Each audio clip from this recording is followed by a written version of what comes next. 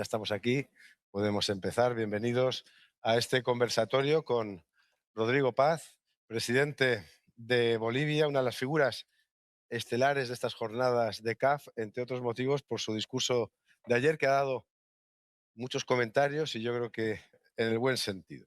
Rodrigo Paz es un presidente cuya elección sorprendió, ganó contra pronóstico y con un buen margen, pero no estaba previsto.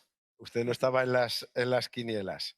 Lleva ahora unos 100 días, un poco más, en el gobierno, ya ha tenido alguna crisis, de ella hablaremos, pero me gustaría, le he oído comentar antes eh, su entrada en esta contienda electoral presidencial que tuvo en octubre, que la hizo sin anuncios de radio ni televisión, solamente con redes y yo creo que apoyado por su familia. Si nos podría contar un poco cómo fue esa entrada que fue disruptiva y que llevó a usted, que viene de una familia política bien conocida, pero que no estaba en los pronósticos, a ser un presidente de Bolivia. Bueno, muy buenas tardes. Quiero agradecer este espacio, agradecer el tiempo que me das, agradecido por esta oportunidad. Empecemos por los dos temas que has en la introducción. Agradecer a los presentes. Uno, los pronósticos son pronósticos. Y eso, cuando la tendencia a creer en pronósticos se pasa a ser parte de la vida, entonces la vida suele dar sorpresas. Como dice justamente agradeciendo a Panamá, la vida te da sorpresas, sorpresas te da la vida. Yo he vivido en Panamá 3 años y agradezco a este país por los espacios que nos ha dado. Y si bien la sorpresa del gobierno, de este nuevo gobierno se dio, también era una necesidad de una Bolivia que necesitaba ser comprendida y que los factores de pronósticos no estaban tomando en cuenta.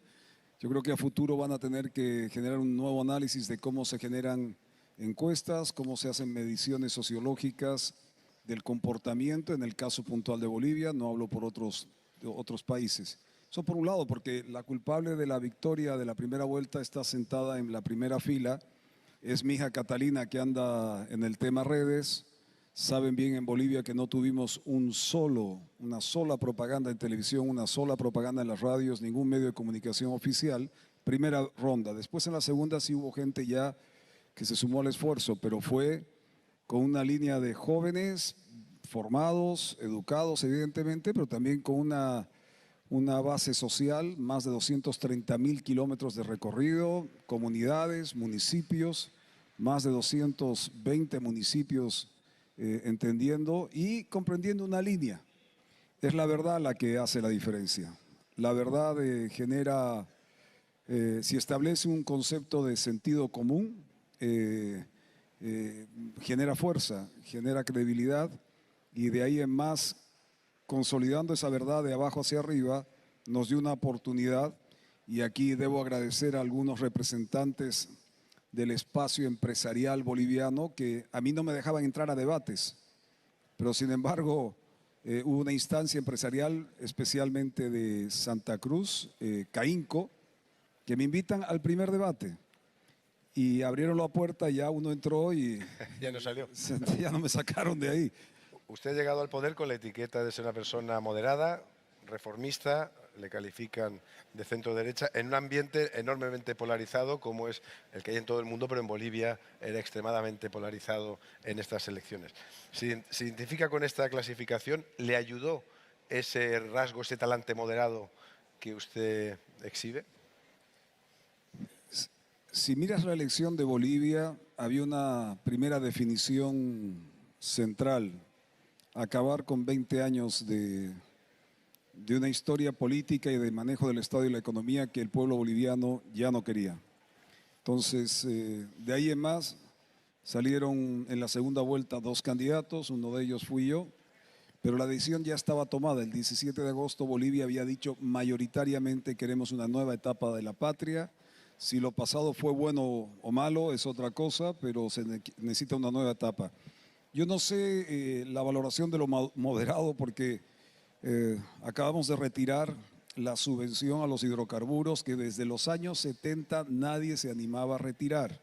Eso no es muy moderado, pero sí es hablar con claridad de que si no tomamos ciertas decisiones en conjunción de la población, es muy difícil sacar el país adelante. La ventaja de la primera vuelta, de haber llegado a una segunda vuelta electoral sin deudas políticas, sin deudas económicas, sin tener que representar a ningún poder, que ya estaban vinculados a las otras candidaturas, nos dio una libertad de actuar y de usar esa libertad para poder hablar con la verdad. Y en los momentos de negociación de aquella primera parte que has dicho, de esa crisis que se dio una crisis porque a nadie le gusta que el diésel pase de un precio subvencionado y le quites 168% de subvención. Es un problema. O lo mismo con la gasolina. Entonces, tener que hablar con esos sectores, se dio una crisis, pero de un nuevo diálogo, una crisis para la positiva, porque obligó al gobierno a sentarse en la mesa con nuevos actores, también sociales, que ya no representan lo que fueron los 20 años y nos permitió generar un diálogo. Nos permitió conocernos como ahora, conocernos contigo y empezar a establecer cuáles son las prioridades. Las prioridades de los bolivianos es salir adelante, es tener futuro y estamos hablando con absoluta transparencia y con un sentido común que es muy fuerte. O sea, te pongo un ejemplo, estábamos en Potosí, que es una ciudad centro del corazón minero de Bolivia. La cordillera de los Andes entre Perú, Bolivia y Chile concentra la mayor cantidad de diferentes minerales del mundo, la mayor concentración, pero dentro de esa concentración el corazón es Bolivia.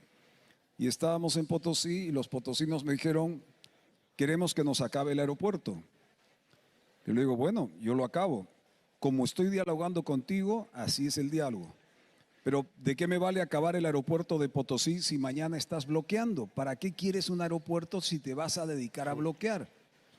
Perú mueve 50.000 millones de dólares en minería y Chile mueve 65.000 millones de dólares en minería. Y nosotros que somos los más ricos, movemos 6.000. Ahora, si quieres un aeropuerto, será para que llegue turismo, llegue empresarios, llegue salud, llegue educación. Pero si bloqueamos este proceso, no estamos generando un buen acuerdo. Yo no voy a hacer ese aeropuerto. Entonces me dijeron, no, entonces nos sentemos para ver cuáles son los acuerdos, porque ellos quieren aeropuerto, pero también quieren crecer. Hay un proceso nuevo creo, de diálogo que, te soy honesto, mañana puede acabar. Pero como todo buen matrimonio, esto se trabaja todos los días y creo que estamos yendo por el camino adecuado. Uno de los lemas que más triunfó en su campaña fue el de capitalismo para todos. ¿Me podría explicar un poco en qué consiste? Y sobre todo, si no es un poco contradictorio, ese capitalismo para todos en un continente y en un país donde hay tanta desigualdad y tanta acumulación de riqueza en manos de unos pocos. Correcto. 20 años de un socialismo que hizo muchos más ricos y además tuvo 60.000 millones de dólares del gas, de los cuales, si bien llegaron con bonos, pero no generaron modelos alternativos de producción. Somos los peores de Latinoamérica en educación, tenemos una salud paupérrima. Si eso hubiera sido de izquierda o derecha, realmente lo hicieron muy mal. Creo que en el concepto del capitalismo que preguntabas, en Bolivia, sobre todo en el mundo aymara, el concepto del camirismo, el camiri. El camiri es el nuevo rico, la abundancia. En el mundo aymara no hay la palabra pa' pobre. A diferencia de la lógica herencia hispánica, tal vez decir este es un nuevo rico se ve mal. En el mundo aymara, este es un nuevo rico, este es un camiri, se ve bien, abundancia, éxito, crecimiento. Cuando acabemos la entrevista te invito a que veas, googlees los cholets, una arquitectura única en la parte occidental del país, en el Alto.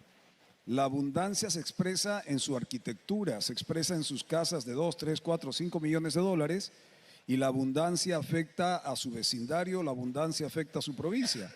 Eso es capitalismo. Y el 85% de la economía en Bolivia es informal, el 15% es formal, pero todos tienen algo en coincidencia. El Estado es tranca y ellos son capitalistas en el sentido que el capital da techo, capital da la movilidad, el capital da salud, da educación. Ahora, ¿cómo transformas eso a la relación con el Estado y el Estado te ayuda, te flexibiliza, te acompaña y te genera respuesta a tus necesidades? Otra cosa, que es lo que estamos construyendo ahora, desmontando el Estado tranca y corrupto. En Bolivia hemos aprendido, es increíble este tema de, oiga, ¿usted qué ideología acompaña? Póngame usted la ideología que quiera, pero hay algo que en Bolivia ha nacido y se ha construido en Bolivia, la ideología de la corrupción. Eso es una ideología y eso hay que estudiarlo, porque es una ideología. Y nuestro problema es, pónganos en el margen de lo que usted quiera, pero no nos ponga en el margen de la ideología de la corrupción. El capitalismo tiene un sentido muy práctico del uso de los recursos, el uso del capital para construir, para desarrollar. No es capitalismo en el sentido de consumo, es un capitalismo en el sentido de producción. De producción. Antes de ser investido, viajó usted a Estados Unidos, creo que le recibió Marco Rubio. ¿Cuál es el horizonte de relación que usted desea de Bolivia con Estados Unidos? Bueno, en líneas generales, ayer estamos en un continente que es el único continente que cruza todo el globo terráqueo, de norte a sur. Sí. No hay otro continente que tenga esa ventaja.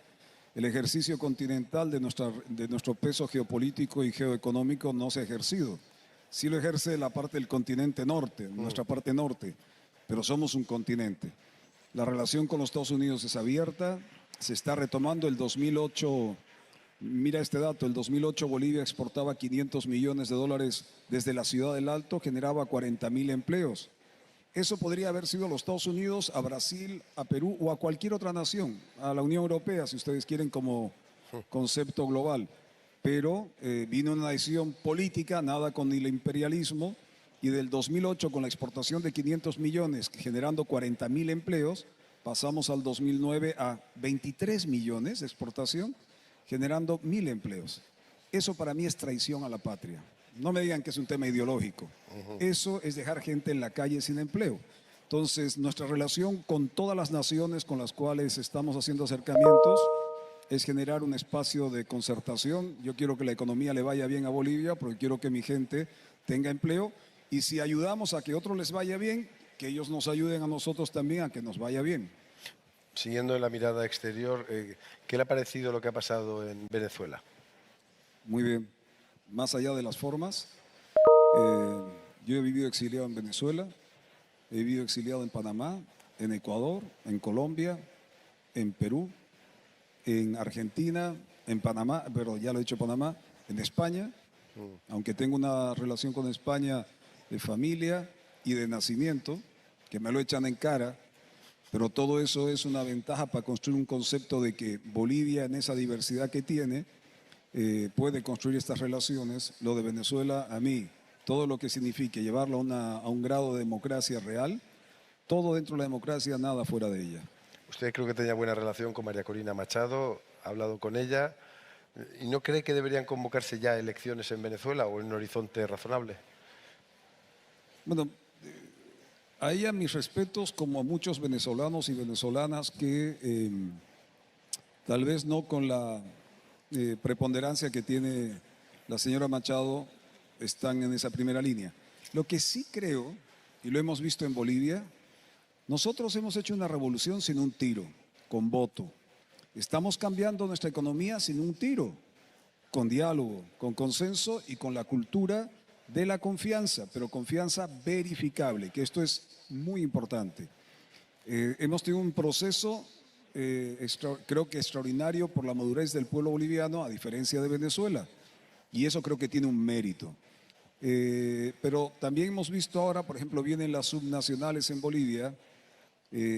Antes tenías tú para una alcaldía, una gobernación, 2, 3 candidatos, porque les permitía o no les permitía el gobierno o los 20 años de gobierno del MAS, decía, ya, usted puede ser candidato, usted no va a ser candidato, y aunque te presentaras, que es mi caso, a mí me han puesto 16 procesos en el gobierno de Evo y 5 procesos en el gobierno de Arce. Es como para meterte miedo, salite de la política es para quien el gobierno permite que esté. Me da la impresión, al igual que Bolivia, va a haber una eclosión, va a haber un surgimiento de varios liderazgos, ahora que el miedo se pierde en Venezuela, de liderazgos locales y nacionales en Venezuela. Yo creo que eso es extraordinario. Los tiempos de la democracia venezolana lo dirán ellos, pero lo que parece extraordinario es que surjan otras voces para construir un nuevo proceso democrático en Venezuela. Bolivia, al igual que Venezuela, es un país que tiene extraordinarios recursos naturales. Tienen ustedes litio, metales preciosos, minerales. ¿No teme presiones extranjeras para quedarse con esas riquezas? En Bolivia nadie se queda con nada, así que o es dialogando y acordando con acuerdos muy claros y transparentes, o si no va a pasar como pasó en el último gobierno, que se fueron y así como Maduro, yo no opino sobre eso, está hoy día en una cárcel y tendrá que nosotros también en nuestro gobierno, por la necesidad del pueblo boliviano, están hoy día en procesos de investigación y ya están en detención preventiva con la justicia, no la nuestra, con la justicia que han desarrollado durante 20 años desde un expresidente y una serie de ministros que le tienen que decir al país dónde está lo que ellos dicen construyeron, pero además dónde está la plata que se robaron del país. Ustedes, hemos hablado de riquezas naturales, tienen enormes reservas mundiales de litio, un mineral crítico, estratégico para la transición tecnológica y económica que se nos viene. ¿Cuáles son sus planes con esa riqueza que tienen en litio? Siempre y cuando que la gente esté tranquila y los procesos sean transparentes, yo creo que tenemos una perspectiva enorme, una suerte de camino de mediano y largo plazo extraordinario, pero tiene que ser con absoluta transparencia. Cada una de las regiones tiene que entender de que van a ser beneficiadas, si bien el litio es de todos los bolivianos, pero está en Potosí, hay otra parte del litio que está en otras regiones. Y tienen que sentir, no son propietarios, la propiedad es de los bolivianos, de su conjunto como manda la Constitución, pero tienen que sentir que aquellas inversiones que se den en sus regiones tengan un beneficio directo y sea absolutamente transparente para que ellos sean los primeros en defender esas inversiones y más bien profundizar a futuro que lleguen más inversiones porque ven que la inversión, ya sea nacional o extranjera, es clara, es transparente y beneficia a las regiones, especialmente en salud, educación. Hoy día educación, te indicaba antes, estamos poco más arriba de Haití y Haití ha tenido una vida de zozobra como nación. No puede ser que con 60.000 millones de dólares tú no hayas podido generar un proceso de formación y educación. Y eso es lo que vamos a revertir. Ahora, claro, hay gobiernos que le tienen miedo a la educación porque cuanto más eduques a tu pueblo, mayor capacidad de defensa de la democracia, mayor capacidad de defensa de los derechos, de tus obligaciones. Y nos han mantenido bajo una ignorancia porque ahí se controla de mejor manera al pueblo. Ahora estamos en una nueva revolución donde educación y salud, a través de estas inversiones, a través de las garantías de que el que venga a ver el litio, no solo el litio, nombra el mineral que quieras, lo tenemos. Nombra, de hecho tu celular debe tener un 10% del estaño que sale de Bolivia. O sea, tenemos una suerte extraordinaria y como hablábamos con el presidente Lula el otro día, lo hice público en la privacidad del diálogo de los equipos, pero sí hubo un comentario que le pedí que lo iba a decir en público. Él me decía, Rodrigo, yo cuando fui presidente con la era anterior, quería hacer ciertas relaciones e inversiones con Bolivia y me decían, no, la Pachamama no quiere, la Madre Tierra no quiere esto. Y inmediatamente cuando me tocó la palabra le dije, presidente Lula, quiero que sepa que la Madre Tierra ha cambiado de opinión y ahora quiere que la cuiden, pero también quiere inversión.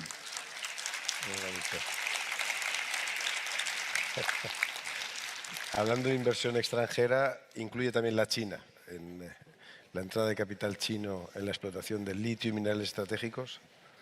Bueno, tenemos 2 contratos con Rusia y con China, los preponderantes, hay otros menores, pero se tienen que transparentar. Tú vienes de la Unión Europea, hay extremo control de los procesos de contratos. Bueno, es lo que quiere Bolivia. Bolivia quiere contratos que sean de beneficio para aquellos que generan inversiones, sean nacionales o extranjeros, pero quieren transparencia. Si generamos la transparencia, eso fortalece la verdad. Ayer decía que en un diálogo justo con mi hija Catalina, un día entró a la casa y dijo: padre, eres un mentiroso. 9 años.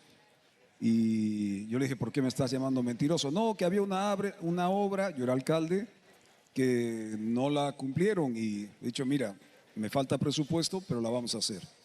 Pero aproveché la oportunidad y le dije: hija, una cosa es mentir y otra cosa es desinformar. Hoy día el mundo creo que está, sobre todo el hemisferio norte, está entre la mentira y la desinformación de muchas decisiones.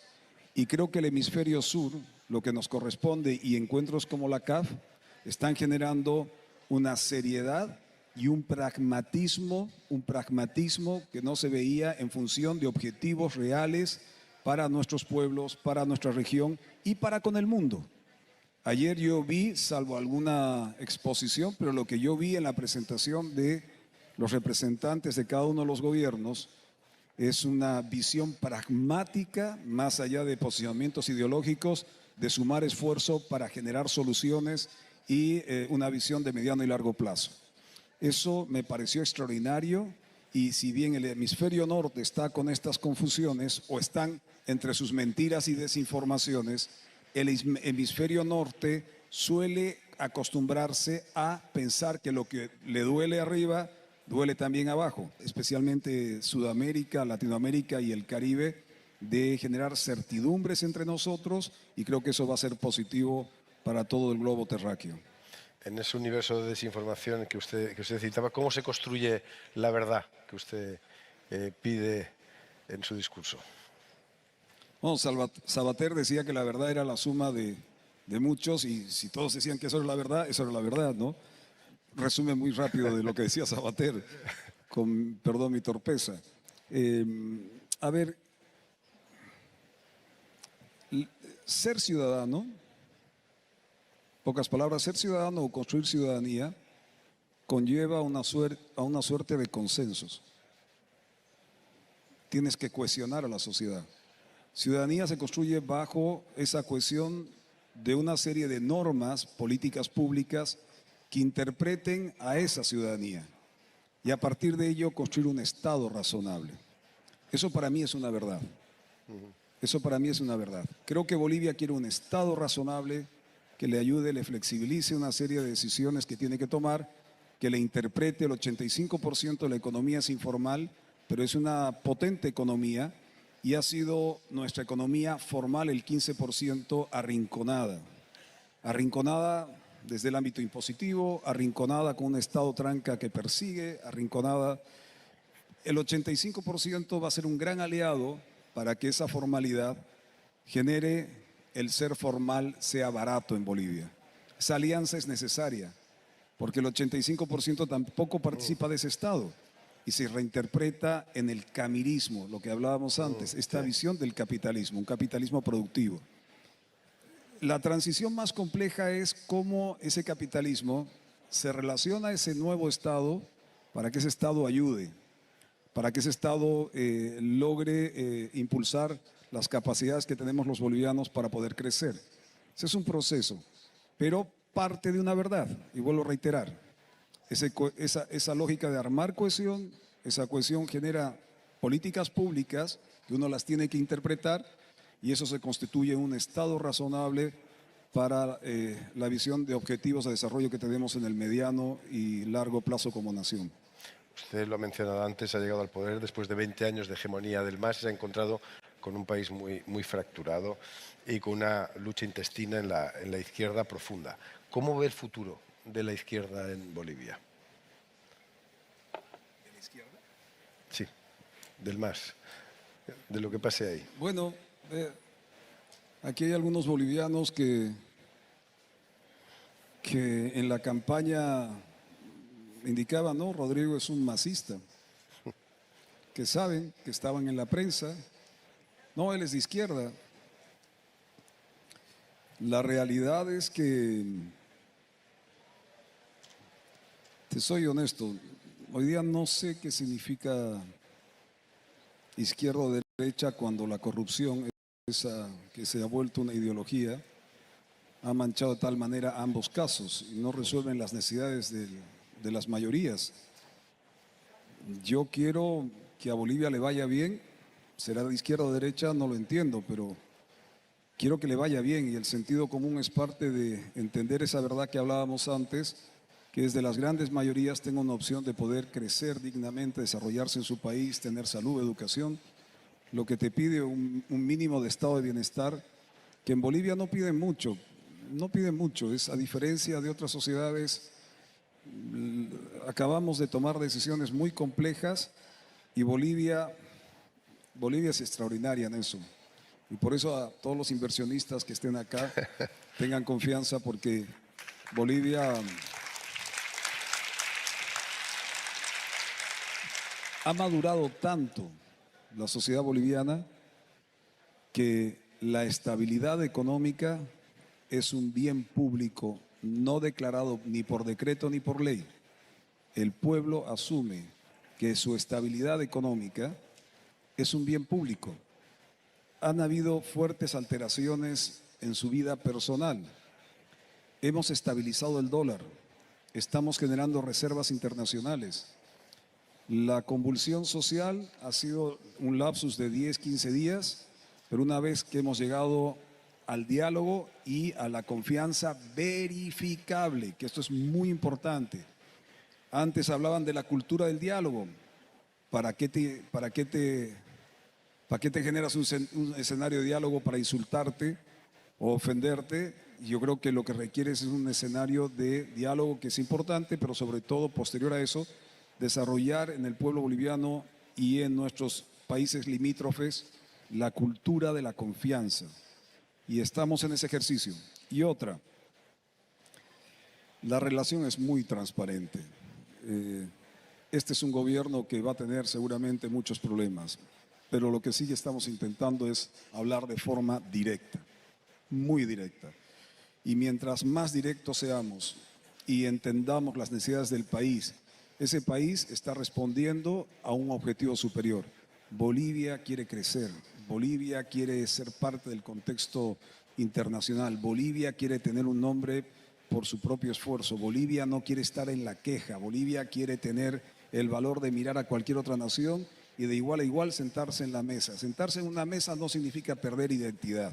Sentarse en una mesa significa dar el paso importante del diálogo, con confianza, construir un futuro entre todos. Yo creo que eso poco a poco se está generando en mi país, pero sobre todo, como te dije, la estabilidad económica es un bien público y ese es un poder que no podemos perder en nuestro país. Ha hablado usted de tomar decisiones complejas. Me imagino que entre ellas está ese anuncio de recortar un 30% el gasto público. ¿Cómo lo va a hacer? Y si no se corre el riesgo de debilitar con ese recorte al Estado boliviano.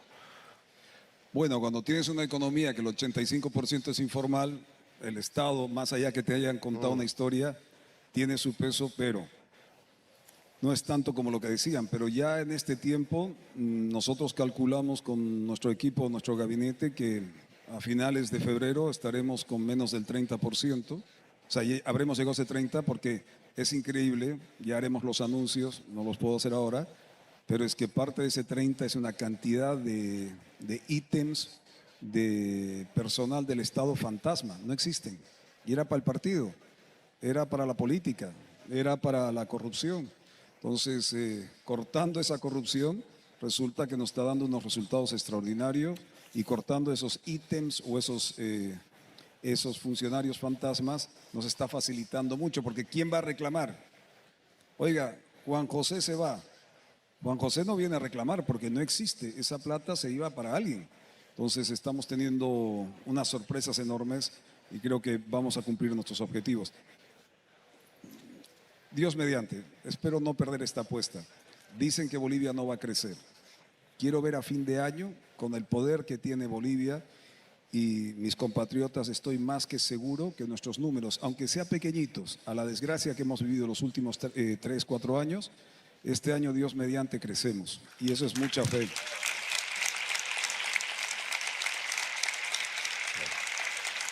Confiemos que eso es así y que Bolivia pueda crecer. Estamos llegando al final ya de este conversatorio. Quería hacerle una pregunta más de índole personal. Usted viene de una familia política muy conocida. Su tío abuelo era Víctor Paz Extensoro, que creo que fue 3 veces presidente de Bolivia. Su padre es Jaime Paz Zamora, pero creo que en su vida también ha tenido un papel muy importante su madre, me han dicho.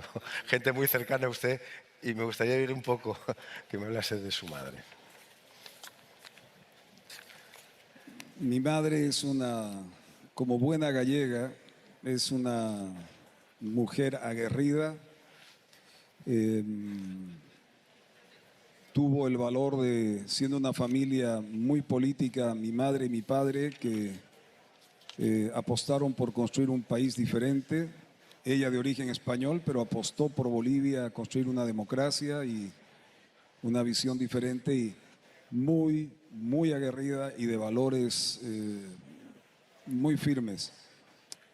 No habla mucho, pero no deja de mandarme, justamente es una empedernida del país, Muy bien. y no deja de mandarme textos sobre articulistas o editoriales que hay en el periódico que reflejan su estado de ánimo y sobre todo las ideas que quiere transmitir. Es una mujer extraordinaria, se bancó más de 12 países, perdiéndolo todo y sin dejar atrás el compromiso de su lucha por la democracia. Tuvo el valor de criar a dos chicos, uno anda por ahí, mi hermano Jaime, siendo bastante complicados, porque éramos 2 chicos de carácter bastante complicados. Y recuerdo una vez, como anécdota, rapidito, perdón que abuse, con Jaime llegamos exiliados, chicos, no sabíamos qué era el concepto de exilio, a Chile. Nos cobija una familia de origen sueco que tenía una fundación. En Chile el golpe de Estado se da el 73 y nosotros estábamos en la casa de estos suecos y tenían esos discos que ya no se ven de vinilo, de música clásica extraordinaria. Claro, nosotros veíamos que el vinilo daba vueltas, con mi hermano que tendríamos 3, 4, 5 años, daba vueltas el vinilo, la música era extraordinaria, y descubrimos algo que nunca habíamos visto en nuestra vida, en nuestra corta vida, que era la lavadora, que también daba vueltas. Y no tuvimos la mejor idea de agarrar los discos del pobre sueco, meterlos a la lavadora a ver si sonaban de igual manera. Consecuencia es que el sueco nos votó porque habíamos hecho varias fechorías, y ese día fue el primer día en mi corta memoria que recuerdo, y estará por acá mi hermano,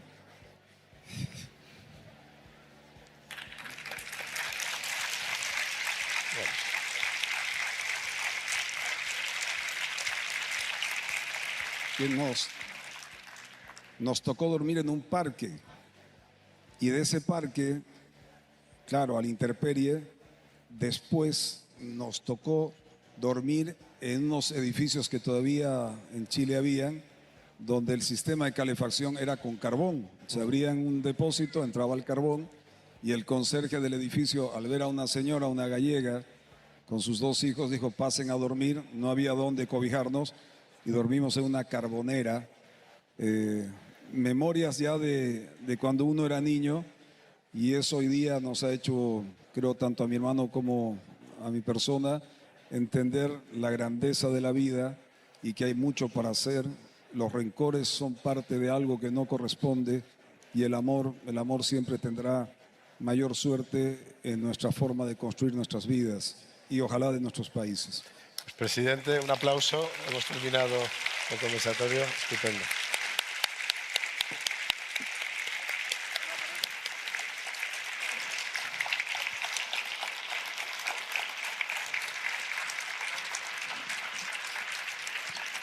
Perdón, no es por promocionar una marca, pero en Bolivia siempre nos han complicado la vida con la coca aquí, la coca allá. Hoja de coca, y no estoy hablando otra cosa. Te quiero entregar, hay muchos productos, pero uno de los que estaban en el stand, este es un café hecho en Bolivia, de la del varietal que diríamos también producimos vino por si acaso en Bolivia, Geisha.